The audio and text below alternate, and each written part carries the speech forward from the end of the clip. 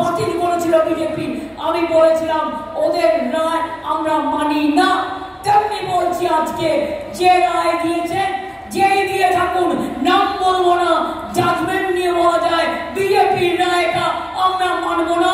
OBC reservation চলছে, চলবে।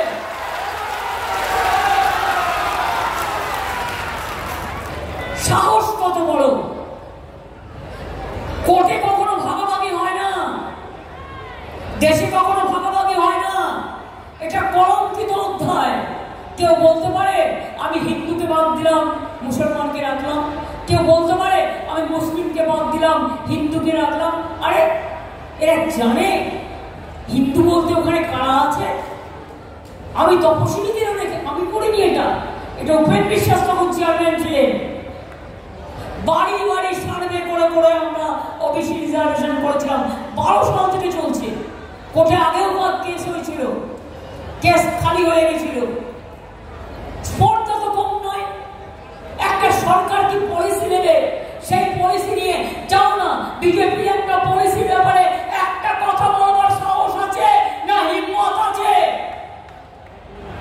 কিছু দল হঠাৎ করে 26,000 চাকরি খেয়ে নাও, ওবিসিদের রিজার্ভেশন বন্ধ করে দাও, হবে না। তাও ভাগ করে করে দিয়েছে মুসলিমদেরকে একেবারে ভাগ। কেন? মুসলিমরা আমাদের দেশের নাগরিক নয়?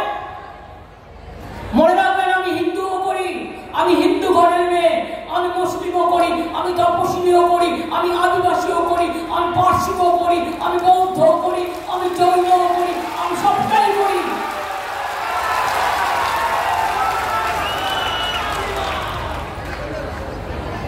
এবং আমার বলে রাখি এটা ক্যাবিনেট করে পাস হয়েছে, অ্যাসেম্বলিতে পাস হয়েছে, কোর্টের রায় আছে। যারা ইলেকশনের আগে এইসব নিয়ে খেলা করছেন, সন্দেশখালী নিয়ে করলেন চক্রান্ত 1 ফাঁস হয়ে গেল। দাঙ্গা নিয়ে করবার চেষ্টা করলেন, চক্রান্ত 2 এখনো মাথায় ঘুরছে হিন্দু মুসলমানে ভাগ করবার। 3 প্রধানমন্ত্রী এই কথা কখনো বলতে পারে যে সংখ্যালঘুরা তপশিলীদের রিজার্ভেশন কেড়ে নেবে? আমি তো বলবো উনি বলতে পারেন না। তার কারণ এটা সাংবিধানিক অধিকার। তপশিলীরা তপশিলীদের অধিকার সাংবিধানিক হিসাবে পায়, আদিবাসীরা আদিবাসীদের অধিকার সাংবিধানিক অধিকারে পায়, ওবিসিরা সংবিধান অনুযায়ী সংবিধানের কাঠামোর মধ্যে থেকে এই ওবিসি রিজার্ভেশন করা হয়েছে।